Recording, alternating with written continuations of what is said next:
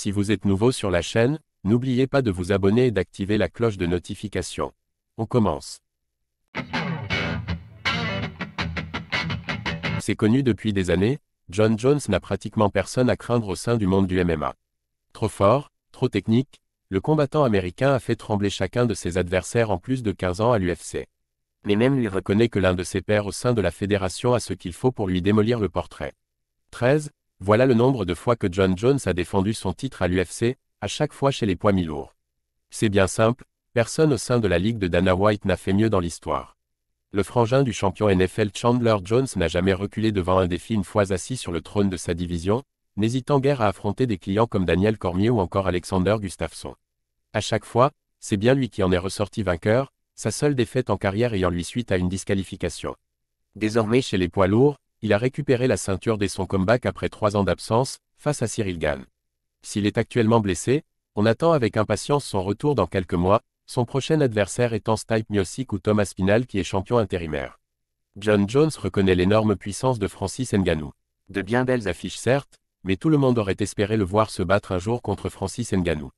Or, ça ne semble plus possible depuis que le Predator a quitté l'UFC pour la PFL il y a près d'1 an.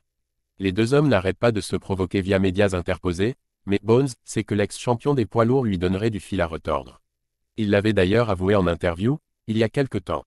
Francis Ngannou est terrifiant, il y a de fortes chances qu'il puisse me casser la mâchoire. Je suis en paix avec ça. En tant que combattant, j'ai botté assez de fesses pour que le jour où quelqu'un me chope, on a tous un jour comme ça. Avec Francis Ngannou, c'est très simple, prépare-toi au pire des scénarios.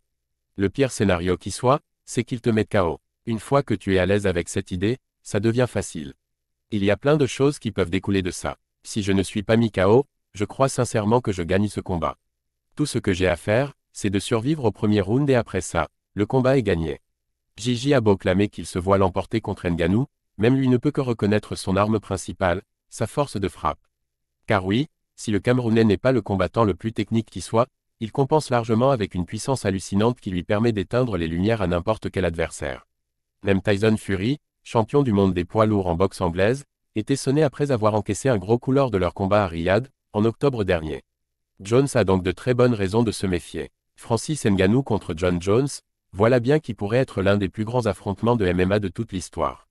Malheureusement, il y a peu de chances qu'il voie le jour dans les années à venir, alors que Bones est vieillissant et blessé tandis que le Predator évolue désormais sous les couleurs de la PFL. Quel dommage.